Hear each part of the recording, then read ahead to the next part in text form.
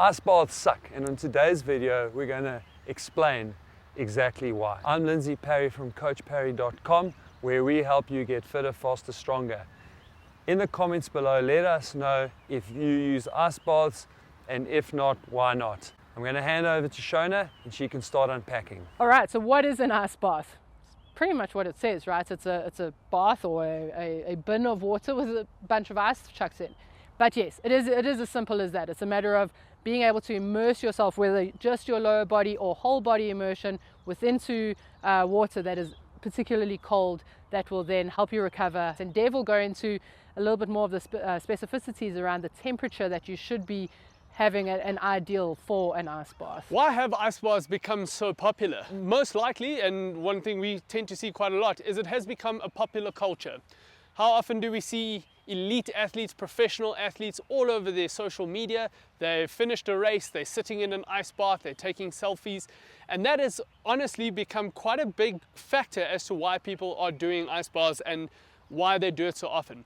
Ice baths have also become pretty accessible. I mean, not just going to places that have specific sort of facilities for it, but popping to the nearest store where you can buy a bag of ice or a couple of bags of ice, put it in your bath at home. Now, they are marketed to be very cold, and this is also a problem that we tend to find because it doesn't need to be as cold as possible. It's almost become a bit of a badge of honor, where how cold can the water be and how long can you handle those sort of temperatures. Often marketed, I've seen some places that market temperatures of 3 degrees Celsius or 36 degrees Fahrenheit, which is absolutely painful and ludicrous. The science really points to optimal temperatures being between 8 and 12 degrees Celsius or 46 and 53 degrees Fahrenheit. So that's kind of optimal. What the science says works pretty well if you are to do an ice bath. I can assure you, if you know an ice bath or you've tried an ice bath, they are not a pleasant thing to do. If you're like me, ice baths absolutely just will not work for you. But how do you know if you should be using ice baths or shouldn't be using ice baths? One of the things I've always been a firm believer in is that when we start to do things, your body will tell you how it responds to certain things, certain nutrition products, etc. If I personally climb into an ice bath, it is one of the most painful experiences that I can have. People have told me it's because it's too cold. They've spoken to you about the science of how that works, but the reality is that even ice baths that are quite warm by scientific standards, they really hurt me, and they don't just hurt me while I'm in the ice. When I get out of an ice bath, moving around for the next 10 to 15 minutes is very, very difficult. So if those are the type of symptoms you're experiencing from it, then I promise you the ice bath is doing you more harm than good. So essentially, if you are someone that's not feeling like an ice bath is having you feeling quite good, tingly, it doesn't cause a surge of endorphins during and after, then there's a very good chance that ice baths are not something you should be using in your armory.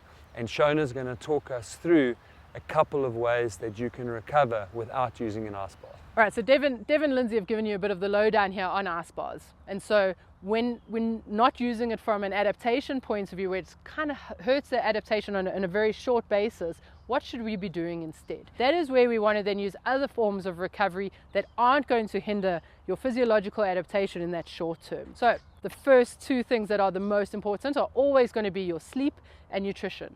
Ensuring that you're getting enough rest and recovery and enough sleep every night. If you have to get in an afternoon nap, that's ideal. But then secondary to that, obviously, your nutrition, to make sure that you're getting everything you need after a session. Other aspects can then assist with your adaptation after that, or not take away from the adaptation. And those are things that you need to figure out that work for you.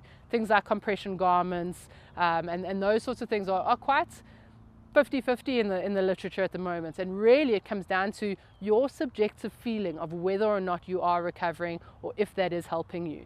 And those aspects are then aspects of recovery that aren't going to hinder your adaptation in the way that an ice bath does. So if you are interested in finding out a little bit more about your recovery and your adaptation and how to really maximize all of that within your training program, we have done an in-depth video on this and we cover a lot of these topics around recovery. And so if you're interested in that, click on the link that is on screen now.